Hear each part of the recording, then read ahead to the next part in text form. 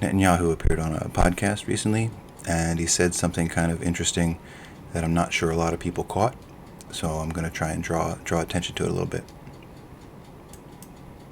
And I said to President Biden, who I've known for many years, quick background, he's referring to when Israel was going to first invade Rafah, and former President Biden threatened sanctions and an embargo, arms embargo, offensive weapons embargo, as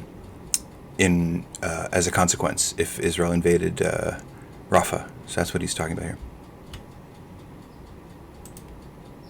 Respect the fact you're the President of the United States, but I'm the Prime Minister of the one and only Jewish state, and we've been fighting to survive in our small place under the sun. It's been a battle that...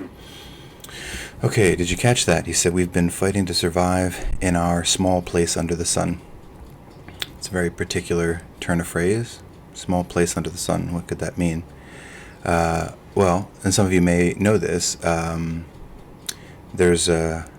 He's referring to something very specific. He's referring to a specific series of speeches made in Germany around the turn of the last century, the 19th into the 20th century.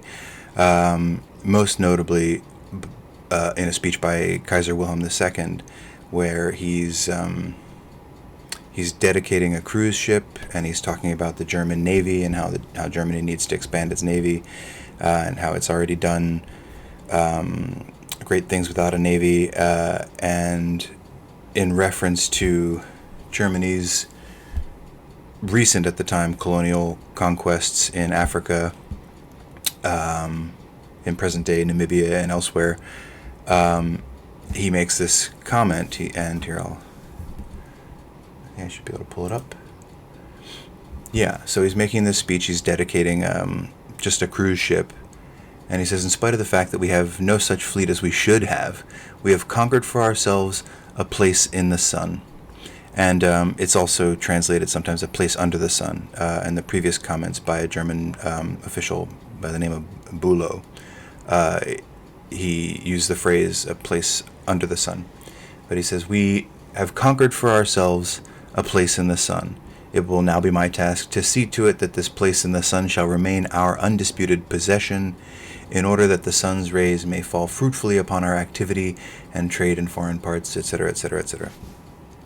So, what this is saying is, he's referring to, by using that phrase, place under the sun, he's referring to a colony in a tropical or near tropical place, or closer to the equator in any case, a place more under the sun. It's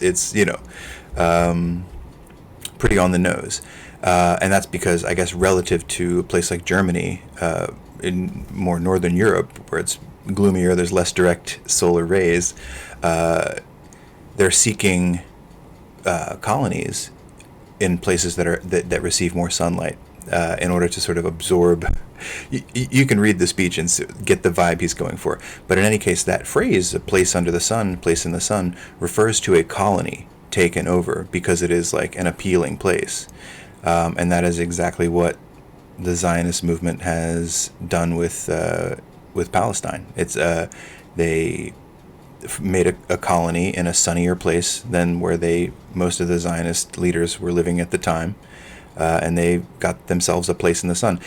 Benjamin Netanyahu is not ignorant to this history. He knows about Kaiser Wilhelm's speech.